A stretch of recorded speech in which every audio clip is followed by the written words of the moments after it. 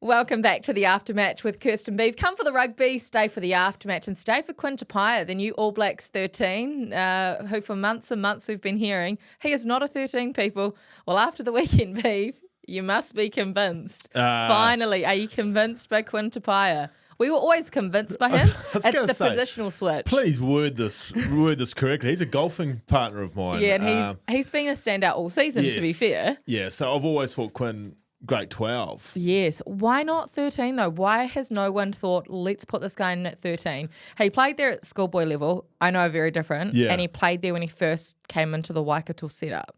Why has no one thought to just try him there? Yeah, well, I guess a lot of that was probably forgotten. And the fact is, when you look at Quinn, body shape-wise, and also I think he got pigeonholed early doors as far as his style. He was very much used by whatever team he was in as the 12 battering ram style footballer. And I guess early doors too, maybe defensively, although he's a great defender, defensively people weren't sure because of his body shape whether he was going to be agile enough and quick enough to defend at 13, because it is different. When you're defending at 12, the majority of it's square. And when I say squares, it's guys coming into your channel, guys coming from outside into you, or occasionally going and picking up a blind wing, where 13, you are getting checked. And the Aussies tried to do it. They tried to check him in the middle of the field and then have guys out the back. So you got to stop and then go lateral. So I guess that's probably why a lot of people thought, is he a 13 or is he just a genuine straight 12? And I was one of those people. But his performance in the weekend,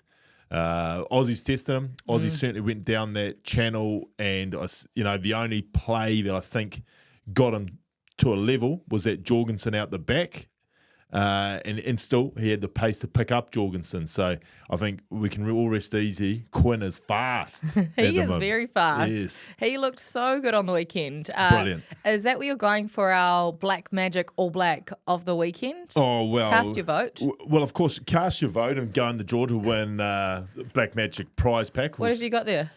Well, this one's the Black Magic Snapper Pack, valued at over $100. It's got flasher rigs. It's got, obviously, trace line, tough trace too, £60. That won't break many of your fish off, Kirst. There's hand towels there to handling all those spikes when you catch all your snapper and the likes, Kirst. So go in the draw, vote for your Black Magic All Black of the weekend. But for me, it is Quinn Tupaea. Yes, he only played 50-odd minutes. And why? Don't know. Maybe job done. But no. Saving him for the end of your tour already? Yeah, don't want to put too much rugby into him. But no, all jokes aside, he offered such power with ball in hand. Defensively, talked about previously. They targeted him and he withstood everything. Yep, they picked him off on that one occasion when Jorgensen got there, but it was so far out that he was able to recover. And all in all, unbelievable performance from him to catch the eye that much in a position that he hasn't played pretty much since, as you mentioned, school. Crazy. Against the quality of opposition it was too. Like, he wasn't going up against a mug midfield. And Ikitau and Sualeti, I think they've been the best, particularly Ikitau of late. But no, all in all, Quinn was outstanding. And the big thing about Quinn's presence and Quinn's game is I thought it brought out what Jordie can be in the midfield, and what Jordie, there was a throwaway comment, or I saw it in the media there a couple of weeks ago, where Jordie was a little bit frustrated that people wanted to be playing like the great Martin Nonu. And, he's one of a kind, and he's a very different skill set to Jordie. Jordie's got every skill going, but he's not necessarily that rampaging runner that, obviously everyone sees Mare as. But with Quinn in there, you had the ability to have the big physical basher, and then that freed up Jordie to have the subtleties to his game. I don't think I've ever seen Jordie put in so many delicate kicks. He put about 3 or 4 that either we regathered or we put the Wallabies under huge pressure. His passing game's been there for all to see. So the fact that he wasn't having to do the midfield job of getting the All Blacks across the advantage line as much, I think freed him up. And I think there might be a bit of gold in that. The partnership gelled incredibly well so quickly. For the first time. I know I've said this before, but imagine if this is the partnership we end up with when Jordie was actually 15 until Quinn did his ACL in Australia, 4-5 years ago. Imagine if this is where we end up at 12 and 13. And Jordie was, I think, by all accounts, bashing Fozzie's door down, saying, put me in the midfield. And Fozzie was turning around saying, you're not a midfielder. And then through necessity, as you say, the horrific injury that Quinn went through, Jordie ended up at 12. And, it would be some story. The 12 that was the 12 ends up at 13, and the 15 who wasn't supposed to be a 12 is the 12. It'll be, but as I say, Kirst, gelling like they did, as quickly as they did, that is not easy. That shows that, preparation was outstanding. The coaches did a good job with them, I guess Hansen and Holland. And, they performed brilliantly. Because they would never have ever played together before. No. And Quinn said on Monday he came in and he was actually training as a winger. That's what he was preparing for until they were told on Tuesday. And he was like, oh, hang on a minute. So it was only on Tuesday that he was actually told. Yes, maybe we're giving too much credit to the preparation. Maybe they just rolled the dice on it. But no, I just thought the way that they were able to interchange and have sort of designated roles, I thought that was special. Okay, what about Leicester Fainganuku, the guy that everyone has wanted to see back since he said, I'm coming back from France, I'm coming home, and everyone straight away said, okay, he's back in the All Blacks. Had to wait his time, had to wait for an injury replacement, and now has leapfrogged a couple because there were other players available. Rico was available to play. They chose to put Leicester in there. Yeah. And what did he do in Perth? What didn't he do? What didn't he do? He didn't do anything wrong, that's for sure. I think, all that you've said was absolutely fair. I certainly agreed that he had to do his time, come back, but we've always been massive fans of Big Leicester. And the amazing thing is he's come back, and I think somebody mentioned that he came back, and as they often do when they come back from the Northern Hemisphere, they look big. And in the NPC, he was running around looking big, and he looked in incredible shape.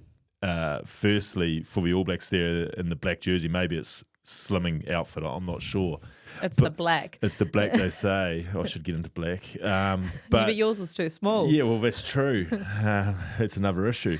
But his ability with ball in hand, like when he's going down that left-hand wing, like people say, obviously he can break tackles. He's a big, strong character. The other thing that he does as good as anyone, if not better than anyone, is his ability to ride tackles. And by that meaning, Kirst, when he gets hit and hit hard, like I think it was McRae came in and absolutely gave him everything, and he was able to withstand it, ride out of it, and then break off again. And he's no mug defender. And for him to be able to just do that, he did it a few times. There was a couple of times that if he got the ball away, which he had tried the last pass, it would have been the try of the year sort of stuff. Again, like Quinn, to come from, I guess, nowhere, just sitting in the grandstand or sitting on the bench, to then get thrown into that and go that well against quality opposition. Huge statement. As you say, there's some quality wingers around that he's jumped. Yeah.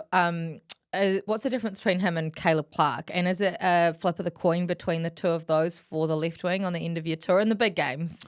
Yeah, well, they are similar footballers. There's probably not a huge difference. So why would you go one over the other?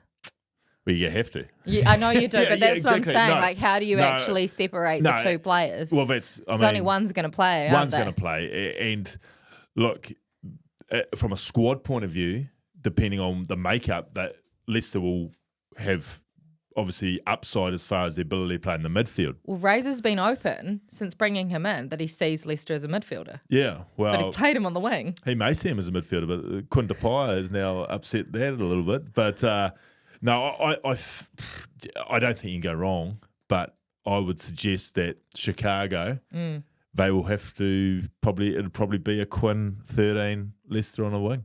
Well, the other wing surely sewn up yes. by now. Will Jordan's sewn up the 15 jersey, which took a wee while to get there, but he's there and he's not going anywhere. Then Leroy Carter has to have locked in the number 14 jersey in 3 test matches. Like, I think that's even more remarkable than these two guys who have basically come out of nowhere, because who knew Leroy Carter if you weren't a New Zealand Sevens fan? Oh, the Leroy Carter story is the most unbelievable story of rugby year. Yeah. Certainly in this part of the his world. His dog ate his passport, beef. He was sent off to get an emergency passport so he could go to Argentina. Surely a man after your heart, because I feel like that would have happened to you in your time. Look, I've heard of a few stories about Leroy, and yes, he is a man of my own heart. But like as far as your first 3 games, like I can't quite in memory think of somebody who's nailed it quite like he has in 3 games. Like, I mean, there's been guys who have had great debuts. I mean, City scored 5 on debut, but he scored it, one of those June test matches back in the day where it was, sort of the warm-ups. But these guys are South Africa and Australia. Yeah. And for him to do what he's done, to come from where he's come from, all the hysteria about high balls and we need to sort out our back three, well, he's not the logical choice because he's not a hugely tall man and all the rest of it, but his game in the last 3 All Black fixtures, even in that loss where not many people had much credit, I mean, he was our Black Magic All Black of the weekend nonetheless. He has been unbelievable, and it's just a great story. It's a great story for the Sevens boys who... There's still a pathway there. There's a pathway there. There is a pathway for these players to go into that Sevens environment. Well, they've got to be brave enough, though. And, I don't think you can underestimate the fact that Leroy Carter has always played NPC, has always had this sort of thought in the back of his mind that I'm not just a Sevens player playing a few tournaments a year. I could play 15s. And he's continually knocked the door down. A couple of years ago, he was killing the NPC. And he still went back to Sevens, didn't play Super. But when I say killing it, he killed killed me 2 weeks in a row when I was helping coach the Moolers. That's why you're here now, rather than coaching. Yeah. Thanks, Leroy. But he is an unbelievable player. Yep. An unbelievable player. Surely he's sewn up that spot. What about Peter Lakai, who got a first ever start for the All Blacks at number 8? Yeah, well, I mean, when you think about it, Lakai Parker. Yes. That's clearly was the thought process all along. So you do believe that now? I do believe it. Yeah. Yeah, because if those two weren't injured. What else are you going off? Wallace, obviously. Yeah, no. But what I'm saying is from Lakai and Parker's, what else are you going off if it wasn't during Super Rugby that you said, right, that's our loose forward mix? Yeah, so it was strange that they put Tupo there and said, no, it was our plan all along. Yeah, maybe it wasn't. It was buying time. It was buying time not. for this loose forward show. So, yeah, it's certainly got interesting all of a sudden. Obviously, Wallace, incredible year last year. Peter Lakai now given a chance, went well in the wet. Like, everything. What did he do? What did he do for you in Perth? Well, he did what Peter Lakai does. He carries hard. He carries hard. His footwork. He offers another real threat at the breakdown too, defensively, because he is, when I say, I literally have said this a million times. He's Artie. He's Artie. Yeah. He's Artie, a young Artie. And a million and one now. Yeah, and he will look bigger. He will look bigger in 10 years' time. He'll look like Artie does now, just physically. But when you've got Parker, who's this big number 6, another Artie-style footballer who is hard at the breakdown as well as being this carrying loose forward, you sort of need it. And I just think that maybe that's part of the selectors thinking that we've literally got a couple of Arties there now, and with this big Simon Parker there to be able to be the line-out option, to be able to be the physical presence defensively with carry, just where sheer body size is going to help. So if you're thinking Chicago, those three are, roll them back out. Because of the conditions in Perth and the manner in which they won, I don't think you can go away from it. That stopped a lot of the razzle-dazzle that you'd expect from a few of those boys that were picked, but they all did their job in teaming reign, so you could say no one was a failure in that.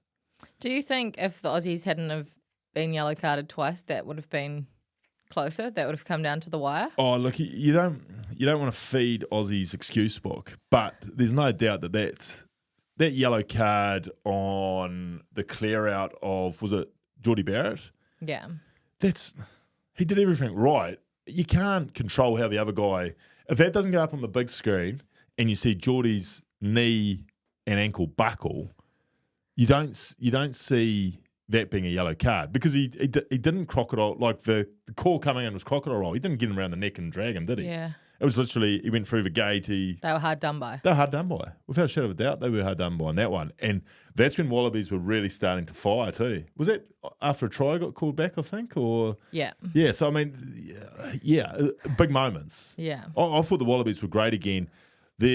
Some of their handling and their interchange between players was... as we said, it was tough conditions, but for that first 25 minutes, they were great to watch. And they're without their starting 15. 10. They're starting 10. 10s, probably. Exactly. A couple of 10s. They're probably realistically, they're 4th and 5th on the depth chart at the moment. When you this think isn't about their number Noah, one team. When you think about Noah Lolasia, Donaldson and Liner, They're down the pecking order in their 10s. They're getting used to life after Nick White, who's done such an outstanding job. And now Slipper. So, What's up with these mid-season retirements? Yeah, usually you'd say that screams unhappy camp, but I don't think they are when you look at them. Maybe the boys have just looked at it and gone, geez, the World Cup would be especially when you're Nick White and Slipper, who have done everything there is, played the amount of games. Now left is that home World Cup. Do you think I can physically get there? And they've just said no. No, and they needed other people to get game time. Yeah. They do have a serious problem at 10, don't they? Well, if they are that deep, yes. Like But Noah's going overseas. Yeah, but they've already said. So they're going to pick him. They can pick him. So they're going to pick him because they've changed their rules. They've changed the laws there. So they'll still pick Noah. So they're actually okay if everyone... And Liner's getting better and better as he gets more and more time there. Right. And he's at least... So they'll be fine. You don't need Nathan Cleary to the rescue. I mean, it'd probably be nice for them. But no, I think they got 2 years. Yeah. They got 2 years to develop them. I wonder if... And especially with the way conditions unfolded, yes, James didn't play great at Eden Park, but I would have probably again in Perth. Gone again in Perth. Yeah, just that's out of respect for Tane too, because like I think we saw Noah get thrown in far too early, Lolosea, and I think he took a couple of years to recover from it. Yeah. Like he was playing the All Blacks continuously, and the All Blacks were going after him continuously. Brutal. Yeah. Brutal introduction to Test rugby. Yeah, 100% it is. So, no, I think they'll be fine there, Kirst, but I was impressed with the Wallabies for that first half hour. Big shout out and massive respect to George Bowerby. Yes. I hope you had some money on him to get across the line for his first professional try in 146 matches. That's across his professional rugby career. So that's for Otago, it's for the Crusaders, it's for the All Blacks. First try. Has it taken anyone that long? Oh, George Bower's one of my favourite props going around. You've got too many favourites. He's one of my favourites. But I find that so tough to believe. Like when they were yahooing, I was like, oh yeah, first try for the All Blacks, cool. But no. Why is it so hard to believe? Because he's not. He's got some razzle-dazzle about him. He's not just this prop that walks from scrum to scrum. Like he's mobile. Just he's people haven't fed him the ball. Yeah, but he could feed himself. Just, a metre out. Just pick and go, George. He got his flowers. He got his try, but yeah, I could not believe that when the actual when the information finally made it to my desk. What about the scenes on social media? The All Blacks and Wallabies had beers together. Obviously, everyone wanted photos with Joseph Suaalii. He's obviously that much of a fan inside that All Blacks environment as well. Geez, you don't Him and know. Ardie Savia swapped jerseys. Oh, it's a nice touch. First time playing the All Blacks. Oh, was it? Oh, second time. Second time playing the All Blacks for Joseph Suaalii. Who's the best Aussie that you had a beer with? Because you guys didn't go into the dressing rooms in your era, did you? There was a bit of animosity. Yeah, it might have had something to do with the coaching situation. There might have, we didn't do a whole lot, but no, I mean, the Aussie boys were always good once we were allowed to. Obviously, who were the good ones? Well, I did a couple of barbars weeks with the likes of Gitz and Ashley Cooper and Drew Sharpie. Yes, the great lock who ended up at the Force, named Sharp. He never minded one. He was what always. was he like? Yeah, it was great fun. It was great fun. To be fair, there's plenty of boys. The Aussies, don't mind it. The only thing when you played them in games is. Like Sydney, for example, was a monster of a city. I mean, in Brisbane, you ended up at the same place. So I remember one good night in I think it's the Normandy, the big old school pub there. Yeah, close to the ground. We ended up having a good nudge there. But they're all pretty good fellas to go with. The South Africans, I see, were pushing it out.